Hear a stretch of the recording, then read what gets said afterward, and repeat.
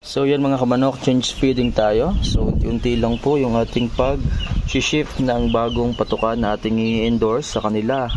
So ngayon from Derby Max 1000, so mag-shift na tayo sa Derby Max 2000. Okay, so yan po, magka-mix, magkahalo na po sila para po sa ganon is masanay na po yung ating mga alagang sisiw.